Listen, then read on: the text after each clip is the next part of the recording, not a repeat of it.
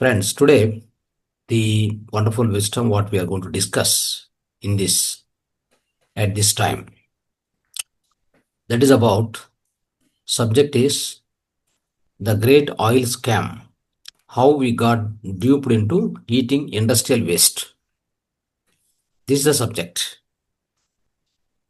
So many of you are participating in our classes, you are learning so much wisdom from our classes in Mathar Foundation, across all the platforms, across all the languages. You might be already know you might be already know that you must not eat refined oils, isn't it? Refined vegetable oils. So today let us discuss more about this scientifically. Basing on the scientific facts, what are the issues if we eat refined vegetable oils and various things about it. So complete wisdom about it we'll try to understand. The great oil scam is going on in the society.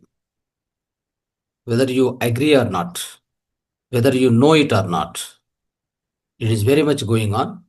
You have to understand that. That's all what it is. Today let's discuss about it in depth. Okay. Now, the first thing is from garbage to the table food.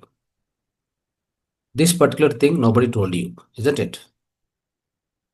How something which is going for the garbage, it is coming onto the table as a oil. This we need to understand. ಅಂದ್ರೆ ನಾವು ತಿನ್ನೋ ಈ vegetable oils ಇದೆಯಲ್ಲ, ಎಲ್ಲ refined oils ಅಂತ ಕರಿತೀವಲ್ಲ, ಈ ತಿನ್ನಬಾರ್ದು ಅಂತ ನಮ್ಮ ವೇದಿಕದಲ್ಲಿ ಅನೇಕ ಬಾರಿ ಚರ್ಚೆ ಮಾಡಿದ್ವಿ. ಆದರೆ ಅದ್ರ ಬಗ್ಗೆ ಕಂಪ್ಲೀಟ್ ಮಾಹಿತಿ ಇವತ್ತು ಇನ್ನೂ ಹೆಚ್ಚಿನ ರೀತಿಯಲ್ಲಿ ತಿಳ್ಕೊಳ್ಳೋಕೆ ಪ್ರಯತ್ನ ಮಾಡ್ತೀವಿ. ಇದೆಲ್ಲ ಏನಂತಂದ್ರೆ ಇದೆಲ್ಲ ಕಸು ತೊಟ್ಟಕ್ಕೆ ಹೋಗ್ಬೇಕಾಗಿದೆ. ಅಂದರೆ ಗ್ಯಾರ್ಬೇಜ್ಗೆ ಹೋಗ್ಬೇಕಾಗಿರುವಂಥ ವಿಷಯಗಳನ್ನು ತಂದು ನಮ್ಮ ಟೇಬಲ್ ಮೇಲೆ ಆಹಾರದ ರೂಪದಲ್ಲಿ ಈ ಆಯಿಲ್ಸ್ ರೂಪದಲ್ಲಿ ನಮಗೆ ಕೊಡ್ತಾ ಇದ್ದಾರೆ. ಇದು ಎಷ್ಟು ಜನ ಗೊತ್ತಿದೆ ಅಂದರೆ ಸ್ವಲ್ಪ ಜನ ಗೊತ್ತಿರ್ತದೆ, ಸ್ವಲ್ಪ ಜನ ಗೊತ್ತಿರಲ್ಲ. ಆದರೂ ಇವತ್ತು ಚರ್ಚೆ ಮಾಡೋಣ, ಆಯ್ತಾ? ಇದೇನಾಗಿದೆ ಅಂದರೆ ಒಂದು 1800 ಅಂದರೆ 1800 ಅಂತ ಆ ಇಸ್ವಿಯಲ್ಲಿ ನೋಡುವಾಗ ಒಂದು ಫ್ಯಾಕ್ಟ್ರಿಯಲ್ಲಿ ನಡ್ಕೊಂಡು ಹೋಗ್ತಾ ಇದ್ರೆ ತುಂಬ ಕೆಮಿಕಲ್ಸು ಅಲ್ಲೆಲ್ಲ ಅದೊಂಥರ ಕೆಮಿಕಲ್ ವಾಸನೆ, ರಾಸಾಯನಿಕ ವಿಷಯಗಳ ವಾಸನೆ. ಅದು ಉದಾಹರಣೆಗೆ ಕಾಟನ್ ಸೀಡ್ ಆಯಿಲ್ ಅಂತ ನಿಮ್ಗೆ ಗೊತ್ತಿರ್ಬೋದು. ಕಾಟನ್ ಸೀಡ್ ಆಯಿಲ್ ಅಲ್ವಾ? ಈಗ ಹತ್ತಿ ಇಂಡಸ್ಟ್ರಿ ನೋಡಿದ್ರಾ? ಹತ್ತಿ industry, have you seen cotton seed industry? If you go through that, when they are working in the cotton seed industry, the industrial waste will come.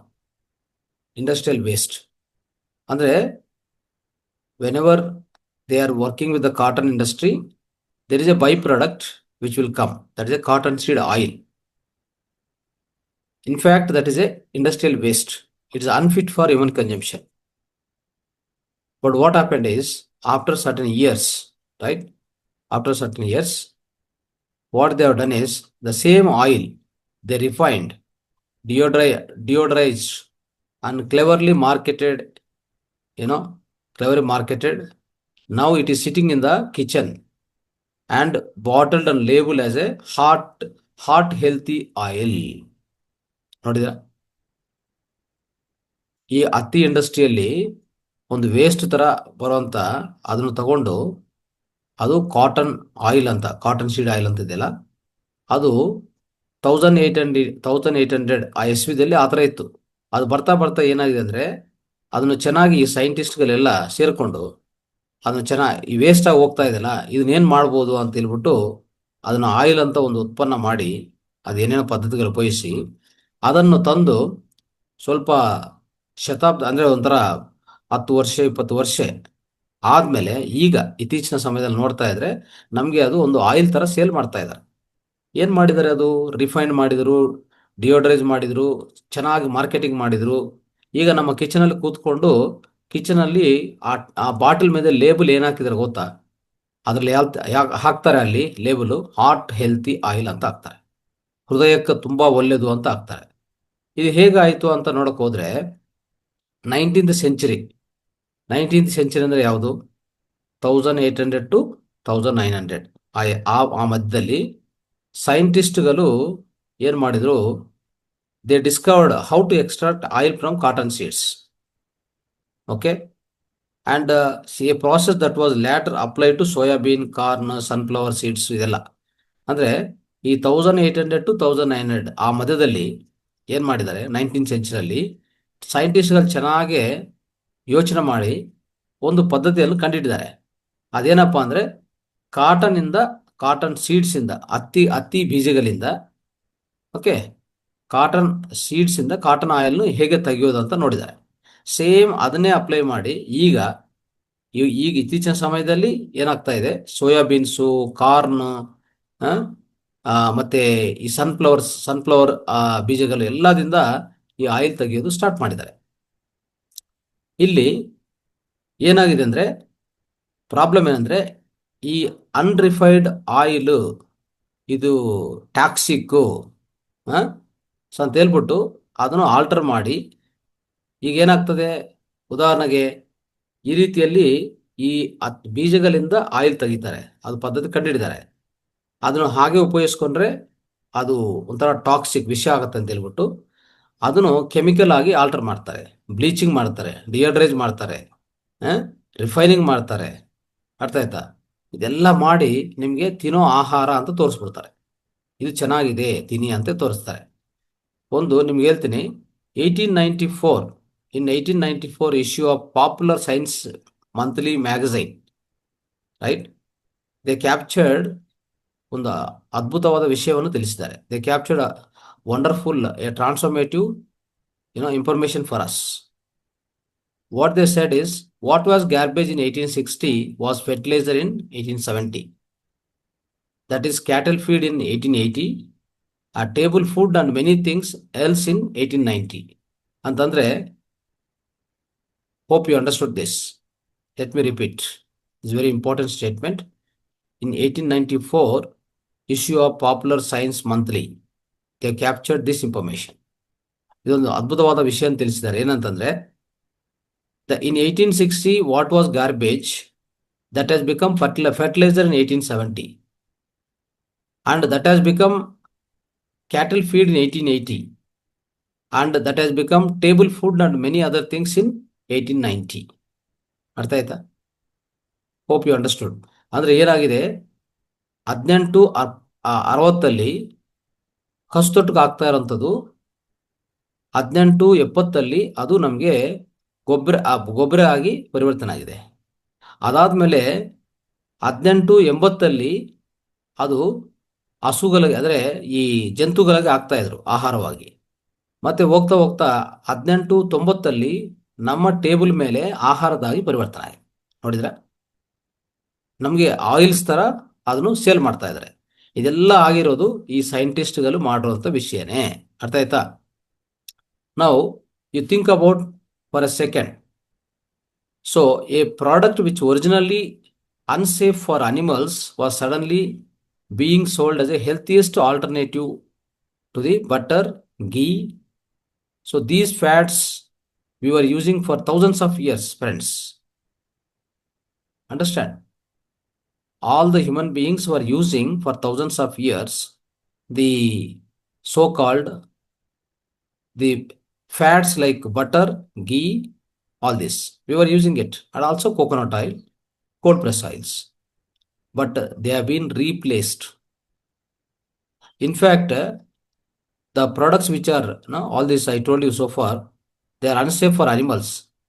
But they told scientists have invented the methods and marketed so well. They say that all these refined oils are best alternative to the butter and ghee. Understand? Slowly they are telling, they are just they have brainwashed all the human beings, saying that the refined oils, all these vegetable refined oils are the best alternative for your butter and ghee. In fact, butter and ghee is dangerous, they told. And coconut oil also, they told they are dangerous. Let me tell you, now let's go into the evolution, how these oils are to take over the society. Now let's understand. If you were to compress, for thousands of years, our ancestors relied on the natural animal fats. As I told you, butter, ghee, and cold pressed, all the oils they were using, right? Even plant-based olive oil, coconut oil also, they were extracting, they were using without chemicals, without any industrial process. This was the earlier thing, isn't it? Now, in 1900, everything changed.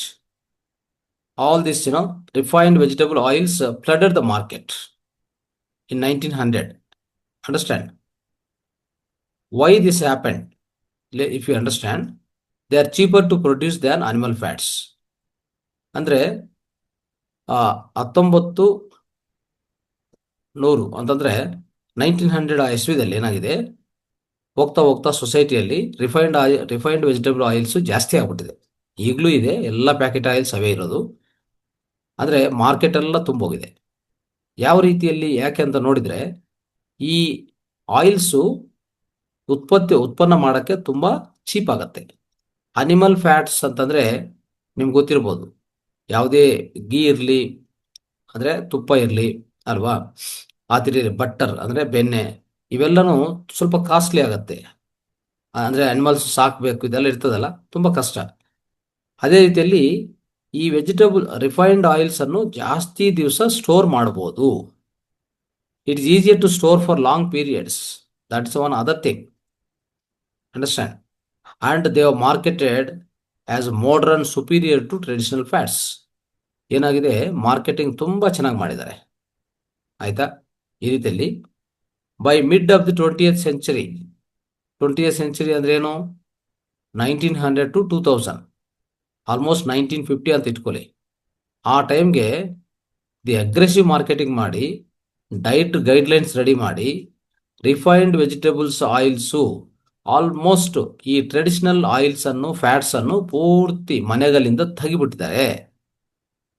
They have replaced complete with, all the traditional fats and oils from the households by refined vegetable oils by the mid of 1950. By by the mid of the 20th century, that is about 1950.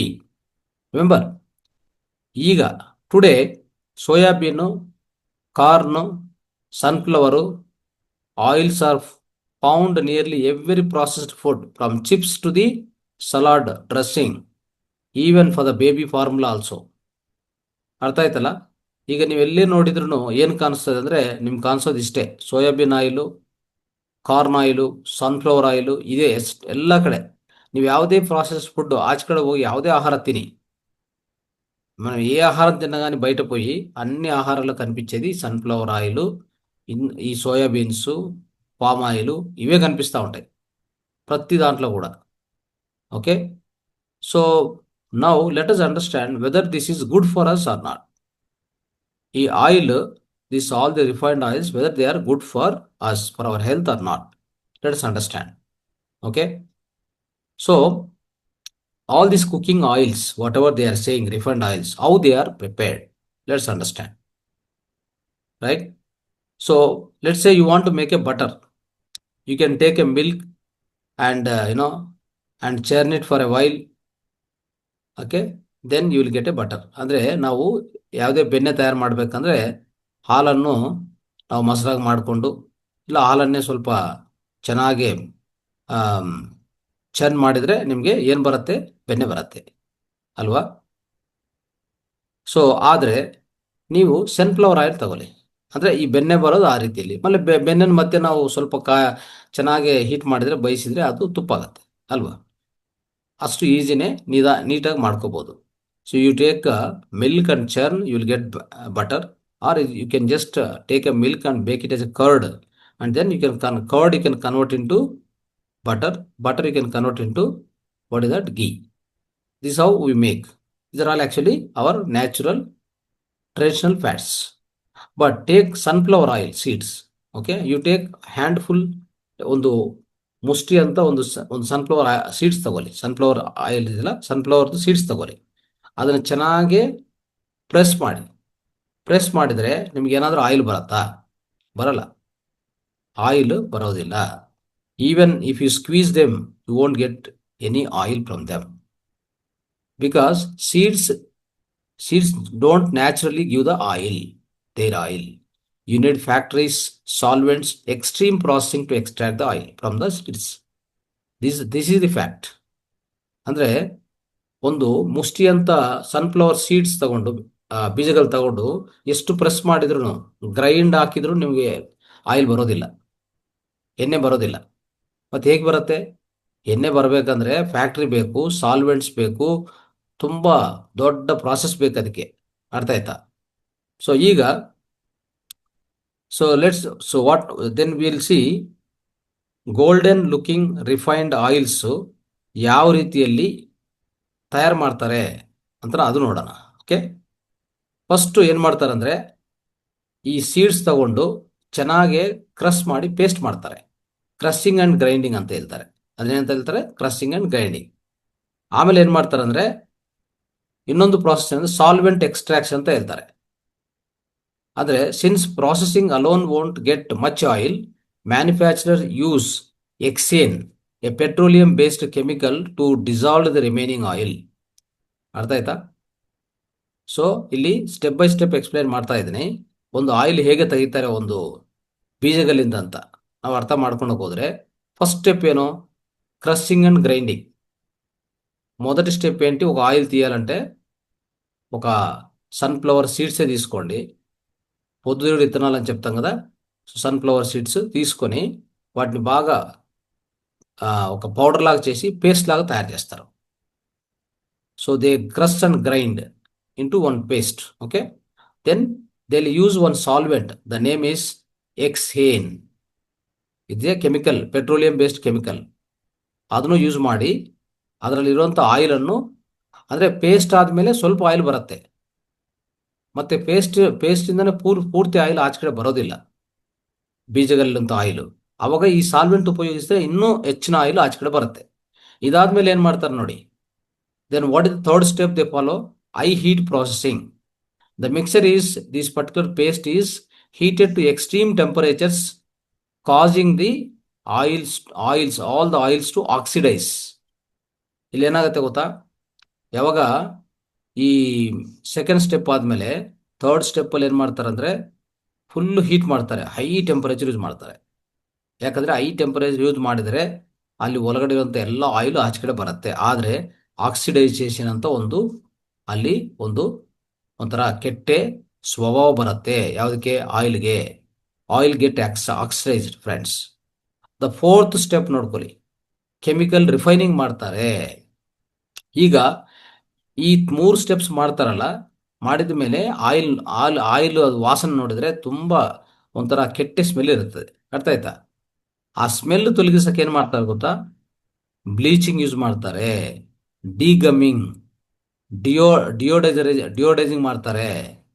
ಇದೆಲ್ಲ ಮಾಡಿ okay, ಆ ಸ್ಮೆಲ್ಲನ್ನು ತೊಲಗಿಸಿ ಅದನ್ನು ತುಂಬ ಒಂಥರ ನೋಡೋಕ್ಕೆ ಅದ್ಭುತ look ಇರುತ್ತೆ, ಒಂದು ಒಳ್ಳೆ ಲುಕ್ಕಿಂಗ್ ಇರುತ್ತೆ, ಒಳ್ಳೆ ಅಂದರೆ ವಾಸನೆ ಯಾವುದಿರಲ್ಲ, ಆ್ಯಕ್ಚುಯಲ್ ವಾಸನೆ ಅಂತೂ ಯಾವುದು ಬರಲ್ಲ. ಈಗ ಉದಾಹರಣೆಗೆ ಸನ್ಫ್ಲವರ್ ಅಂದರೆ ಸನ್ಫ್ಲವರ್ ವಾಸನೆ ಸ್ವಲ್ಪ ಬರ್ತಾ ಇರ್ತದೆ ಅಷ್ಟೇ. ಆದರೆ ನೋಡಿ, ಅಲ್ಲಿ ಈ ಪದ್ಧತಿಯಲ್ಲಿ ವಾಸನೆ ಅಂದರೆ ಕೆಟ್ಟ ಸ್ಮೆಲ್ ಬರ್ತಾ ಇರ್ತದೆ ಅವರು ಈ ಥರ ಮಾಡಿದ ಮೇಲೆ, ಈ ಸ್ಟೆಪ್ಸ್ ಮಾಡಿದ ಮೇಲೆ.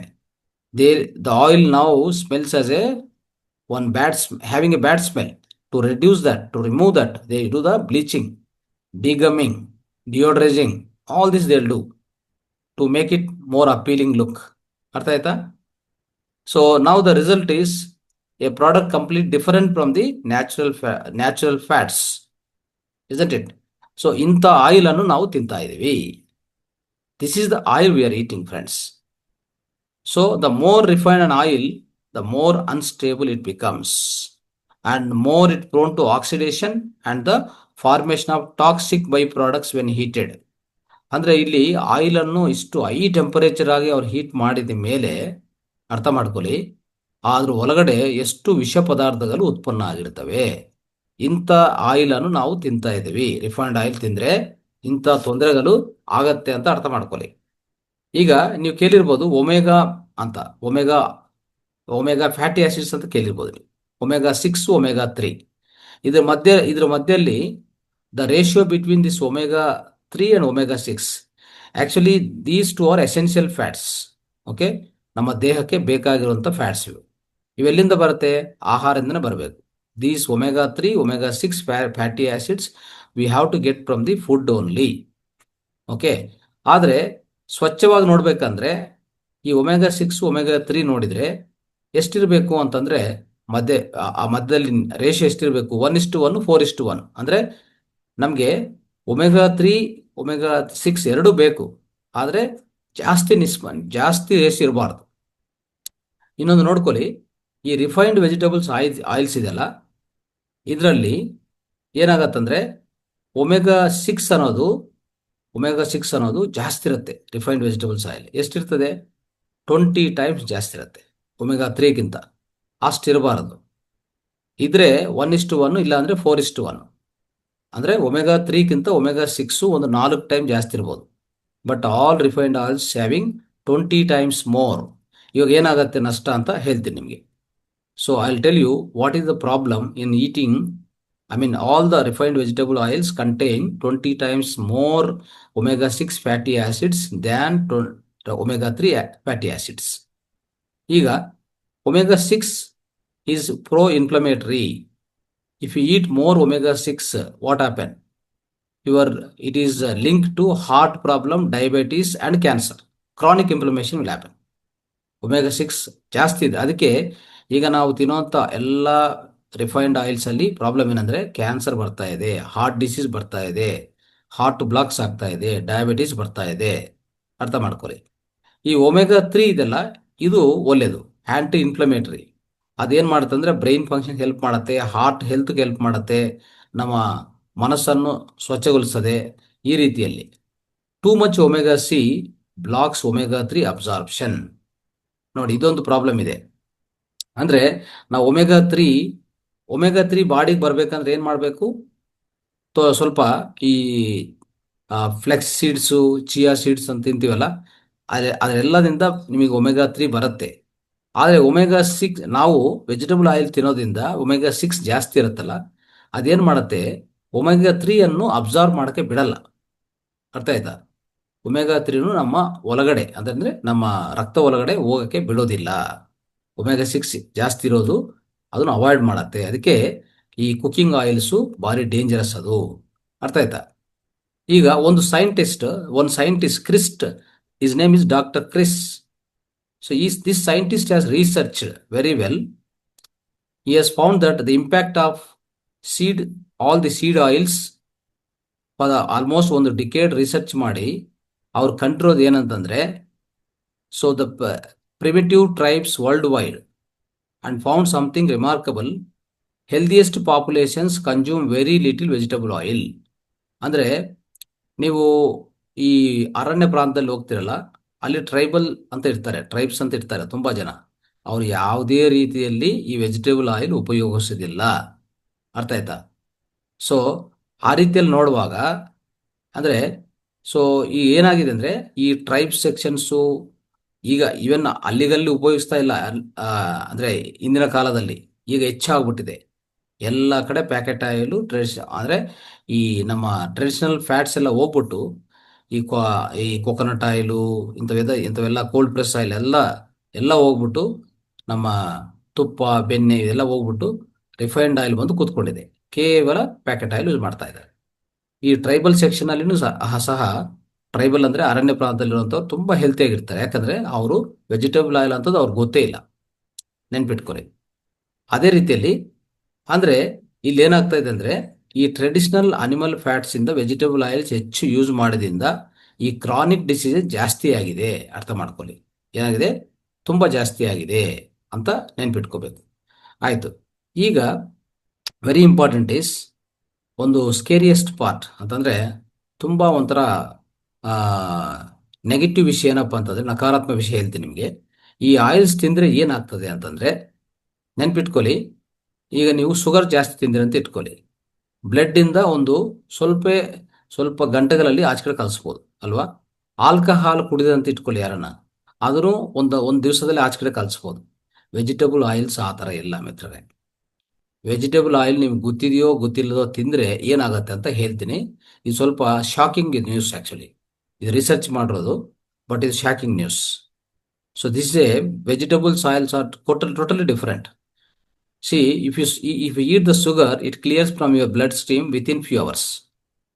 If you drink alcohol, it can be metabolized within a day. But vegetable oils are completely different. Once you consume refined oil, they don't leave your system. They get stored in your fat cells and cell membranes.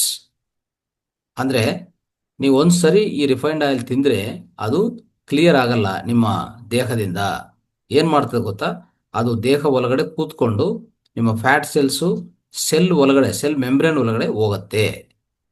Studies ಅಲ್ಲಿ ಕಂಡುಹಿಡೋದು ಹೇಳ್ತೀನಿ. Studies suggest that polyunsaturated fats that is from all these vegetable oils remain in your body for years. ಅರ್ಥ ಆಯ್ತಾ? They will be in your body for years together. ನೀವು ಅನ್ಕೋಬಹುದು, ನಾನು oil, refined oil ಏನೋ ತಿಂದಿದ್ದೀನಿ ಪರವಾಗಿಲ್ಲ, ಆಚೆ ಕಡೆ ತಿಂದೀನಿ ಪರವಾಗಿಲ್ಲ, ಅದು ನಾಡಿಗೆಲ್ಲ ಕ್ಲೀನ್ ಆಗ್ತದೆ ಅಂತ. ಆ ಥರ ಅಲ್ಲ ಅಂತ ಹೇಳ್ತಾರೆ. ಈ ಅಂದರೆ ತುಂಬ ರಿಸರ್ಚ್ ಮಾಡಿದರೆ ಏನು ಗೊತ್ತಾಯ್ತು ಗೊತ್ತಾ? ಇದು 680 ದಿವಸ ತಗೊಂತದಂತ ಕ್ಲಿಯರ್ ಆಗಿ. So more than 2 years whatever you eat, friends. So what they suggest is, some of the studies they have done, whatever these vegetable oils you eat, isn't it, the toxic effects of these oils, all these refined oils, they stay in your body for years together. They say that it takes about 680 days. Okay, 680 days they will take for half of the omega-6 fats from vegetable oils to be eliminated from your fat tissue. So even if you stop eating them from today, they will be inside you for a long time. ಅರ್ಥ ಆಯ್ತಾ?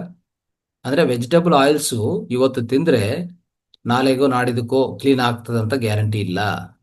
680 ದಿವಸ ಅಂದ್ರೆ more than 2 years ನೀವು ತಿಂದಿರೋ vegetable oils ಅಲ್ಲಿ ಒಳಗಡೆ ಇರುವಂತ ಈ omega-6 fatty acids ಇದೆಯಲ್ಲ, ಅದು ದೇಹಕ್ಕೆ ಜಾಸ್ತಿ ಬೇಕಾಗಿಲ್ಲ, ಆಯ್ತಾ?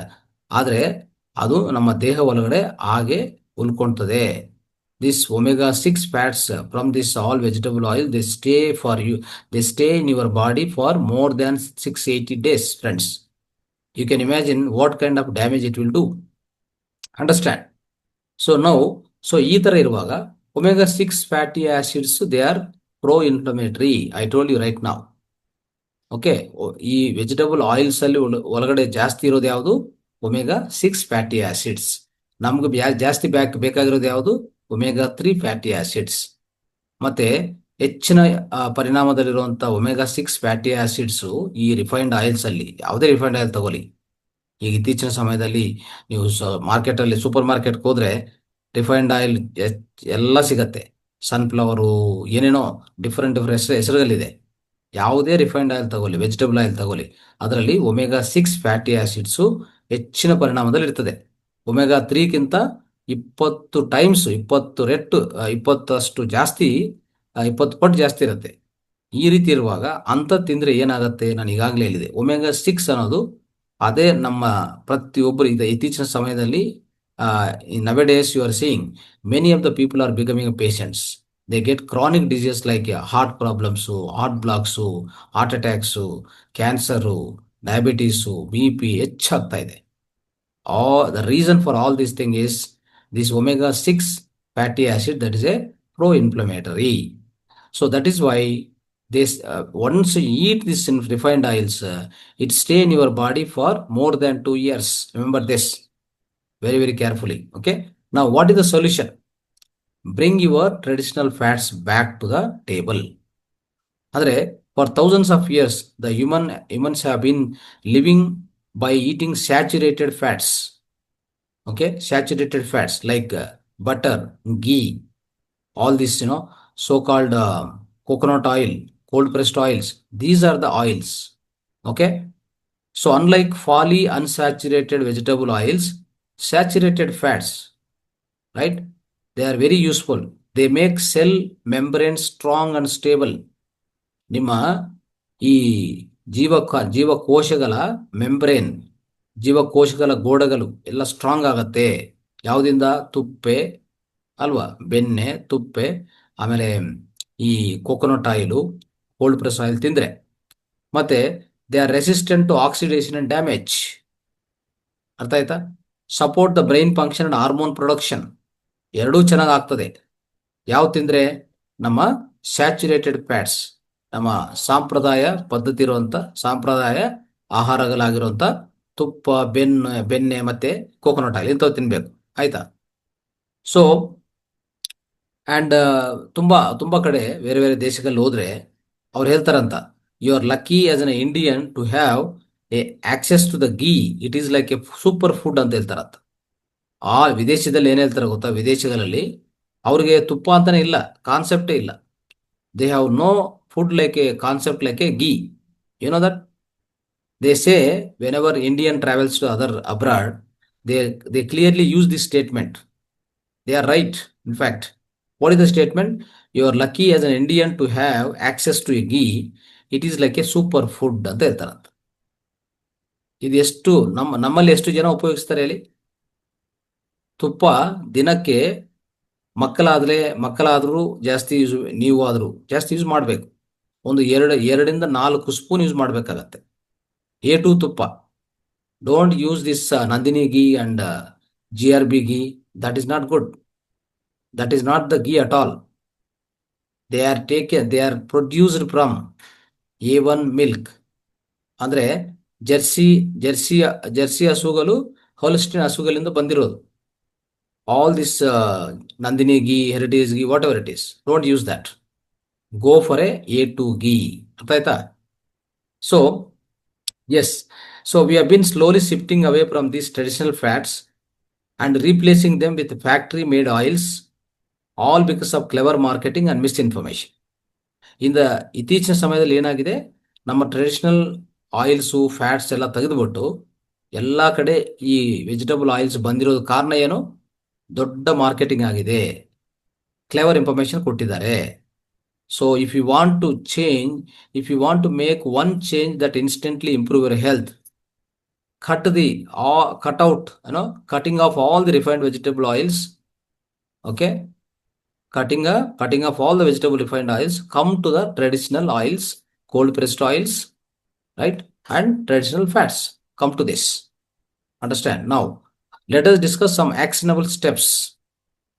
ಸೊ ನಾವು ಈಗ ಒಂದು ಏನೇನು ಜಾಗರೂಕತೆ ಮಾಡ್ಬೋದು, ಏನೇನು ಸ್ಟೆಪ್ಸ್ ನಾವು ತಗೋಬೇಕಾಗತ್ತೆ ನಮ್ಮ ಲೈಫಲ್ಲಿ. ಒಂದು 5 ಸ್ಟೆಪ್ಸ್ ಇದೆ. 5 ಸ್ಟೆಪ್ಸ್ ಮಾತ್ರ ನಾನು ಹೇಳ್ತೀನಿ. Okay, first thing is check the ingredients. ಏನೇ ಆಯಿಲ್ ತಗೊಂಡ್ರೆ, ನೀವು ಸೂಪರ್ ಮಾರ್ಕೆಟ್ಗೆ ಹೋಗ್ತಿರಲ್ಲ, ಒಂದು ಆಯಿಲ್ ಪ್ಯಾಕೆಟ್ ತಗೊಂತಿರಲ್ಲ, ಚೆಕ್ ಮಾಡಿ.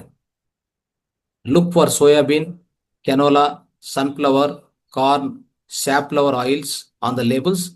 Just avoid them. ಅಂದರೆ ಯಾವುದೇ ಸಮಯದಲ್ಲಿ ನೀವು ಒಂದು ಆಯಿಲ್ ಪ್ಯಾಕೆಟ್ ತಗೊಂಡ್ರೆ ಒಳಗಡೆ ಏನಿದೆ ಅಂತ ಚೆಕ್ ಮಾಡಬೇಕು. ನಿಮ್ಗೇನಾದ್ರು ಸೋಯಾಬೀನ್ ಅಂತ ಕಾಣಿಸ್ತು, ಕೆನೋಲಾ, ಸನ್ಫ್ಲವರು, ಕಾರ್ನು, ಸ್ಯಾಫ್ಲವರ್ ಅಂತ ಕಾಣಿಸಿದ್ರೆ ಅದನ್ನೆಲ್ಲ ತಪ್ಪಿಸಿ, ಉಪಯೋಗಿಸಬಾರದು. Next, second point, cook with traditional fats. ನಿಮ್ಮ ಆಹಾರವನ್ನು ತಯಾರು ಮಾಡ್ಕೊಂಡವಾಗ use ghee, butter, coconut oil, cold pressed oil. ಇದು ಕುಕಿಂಗ್ ಯೂಸ್ ಮಾಡಿ. ಅಡಿಗೆಗೆ ಏನು ಯೂಸ್ ಮಾಡಬೇಕು? ಇಂಥದ್ದು ಮಾತ್ರ ಯೂಸ್ ಮಾಡಿ. ಆಯ್ತಾ? Next, ditch the processed foods. Most packaged foods they contain seed oils, even so called they say healthy ಅಂತ ಹೇಳ್ತಾರಲ್ಲ. ನಿಮಗೆ ತುಂಬ ಕಡೆ ಹೇಳ್ತಾ ಇರ್ತಾರೆ, ಇದು ತುಂಬ ಹೆಲ್ತಿ, ಆರೋಗ್ಯವಂತದ್ದು ಅಂತ ಆಹಾರ. Processed foods, packaged foods in the super market and anywhere. If you find that the food contains all these vegetable oils, refined oil, don't take that food. Avoid that food. Next, fix your omega ratio. Eat more omega-3 rich foods like chia seeds, flax seeds. ಇಂಥವೆಲ್ಲ ತಿನ್ನಬೇಕು. ಯಾಕಂದರೆ ಏನಾಗತ್ತೆ ಅಂದರೆ, ನಾವೆಲ್ಲರೂ vegetarians. Non vegetarians ಅವರಿಗೆ ಏನಾಗತ್ತೆ, ಈ ಒಮೆಗಾ-3 ಇದೆಲ್ಲ, ಒಮೆಗಾ-3 ಅಂತ ಫುಡ್ಡು ಅವರು ತಿನ್ನೋಂಥ ಈ ಮೀಟು, ಫಿಶ್ ಇದೆಲ್ಲ ಅದರಿಂದ ಬರುತ್ತೆ. ಬಟ್ ಆದರೆ ವೆಜಿಟೇರಿಯನ್ಸ್ ಆದಮೇಲೆ ನಾವು ತಿನ್ನಲ್ಲ ಅವೆಲ್ಲ. ಅವಾಗ ಏನು ಮಾಡಬೇಕು? ಫ್ಲೆಕ್ಸ್ ಸೀಡ್ಸು, ಚಿಯಾ ಸೀಡ್ಸು ಜಾಸ್ತಿ ಯೂಸ್ ಮಾಡಿದರೆ ನಿಮಗೆ ಒಮೆಗಾ-3 ಹೆಚ್ಚಿನ ಪರಿಣಾಮ ಬರುತ್ತೆ. ಆಯಿತಾ? Last point, be patient. ತಾಳ್ಮೆ ಇಟ್ಕೊಳ್ಳಿ. If you have been consuming vegetable oils for years, they won't leave overnight your body. ಅರ್ಥ ಆಯ್ತಾ? But every meal without them is a step towards the better health. ನೀವು ಈ refined oil ಇರುವಂಥ ಯಾವುದೇ ಆಹಾರವನ್ನು ಸ್ವೀಕಾರ ಮಾಡಿದರೆ, ಆ ರಿಫೈನ್ಡ್ ಆಯಿಲ್ ನಿಮ್ಮ ದೇಹದಲ್ಲಿ ಒಳಗಡೆ ಹೋಗಿ 2 ವರ್ಷ ಮೇಲೇನೆ ಒಳಗಡೆ ಕೂತ್ಕೊಂತದೆ. ಅದು ಒಂದು ನೈಟ್ಗೆ ಆಚೆ ಕಡೆ ಹೋಗೋದಿಲ್ಲ. ಆದರೆ ಇವತ್ತು ನೀವು ಡಿಸೈಡ್ ಮಾಡಿ ಇವತ್ತಿಂದ ಈ ವೆಜಿಟೇಬಲ್ ಆಯಿಲ್ಸ್ ತಪ್ಪಿಸಿದರೆ ಅಟ್ಲೀಸ್ಟ್ ಹೋಗ್ತಾ ಹೋಗ್ತಾ ಹೋಗ್ತಾ ನಿಮ್ಮ ಆರೋಗ್ಯ ಸರಿ ಹೋಗುತ್ತೆ ಅಂತ ಹೇಳ್ತಾ, ಸೊ ನಾವು with this we are ending this particular subject, the wonderful wisdom. So my dear friends, masters, so follow these guidelines and become healthy. So don't be misled by the information given by the so-called the marketing companies about the vegetable or refined oils. Thank you so much. Dhanyavad.